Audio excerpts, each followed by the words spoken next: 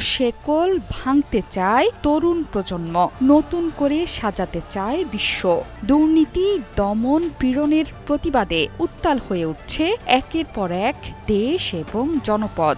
দিকে দিকে ছড়িয়ে পড়েছে বাংলাদেশের জুলাই আন্দোলনের আবু সাইদরা।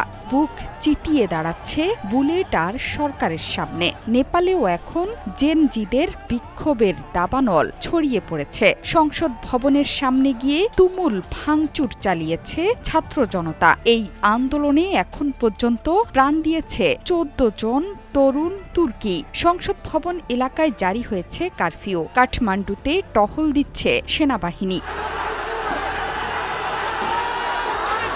ঘটনার সূত্রপাত সামাজিক যোগাযোগ মাধ্যম অ্যাপের ওপর সরকারি নিষেধাজ্ঞা। এরপরই কেপি শর্মা ওলির বিরুদ্ধে দুর্নীতির অভিযোগ তুলে নিরাপত্তা বাহিনীর সাথে রক্তক্ষয়ী সংঘর্ষে জড়ায় জেনজি আন্দোলনকারীরা। ক্রুদ্ধ বিক্ষোভকারীরা কারফিউর বিধিনিষেধ ভেঙে পার্লামেন্টের কাছে সংরক্ষিত এলাকায় ঢুকে পড়ার পর রাজধানীতে সেনাবাহিনী মোতায়েন করেছে সরকার। বিক্ষোভকারীরা পুলিশের দিকে ছুটছে গাছের ঢাল অথবা পানির বোতল, পাল্টায় জল কামান, কাঁদানে গ্যাস এবং রাবার বুলেট ছুটছে পুলিশ। এই ঘটনায় প্রাণ হারিয়েছে অন্তত 14 জন।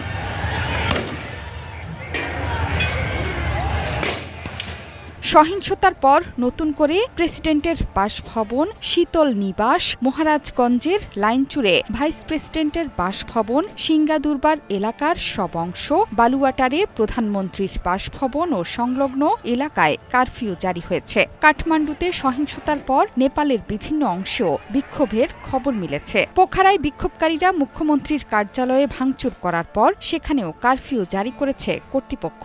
भन्दैमा यो आन्दोलन रुक्नेवाला छैन, हामी विदेशमा जाने छैनौं। বিক্ষোভকারীদের অনেকেই বলছেন দুর্নীতির বিরুদ্ধে বিদেশে বহু আন্দোলন হয়েছে, সরকার এখানেও সেরকম কিছু হবে বলে ভয় পাচ্ছে। গত বছর একইভাবে সরকার বিরোধী বিক্ষোভে উত্তাল হয়ে ওঠে বাংলাদেশ। সেই ধারাবাহিকতায় বহু দেশে একই রকমের আন্দোলন দেখা গেছে। নেপালের তরুণ তুর্কিরা পুরনো শৃঙ্খল ভেঙে ফেলতে চাইছেন এখন। তারা বলছে দুর্নীতি বন্ধ করুন, সামাজিক মাধ্যম নয়। यो देशका यी पुराना पार्टीहरूलाई चाहिँ हामीले हराउनु पर्ने छ, हटाउनु पर्ने छ र नयाँ सुरुवात गर्नु। সামাজিক মাধ্যম বন্ধ করে দেয়ায় দেশ জুড়ে দেখা দিয়েছে তুমুল বিশৃঙ্খলা। ভয়ানক ক্ষতির মুখে পড়েছে ব্যবসা প্রতিষ্ঠান, পর্যটন শিল্প।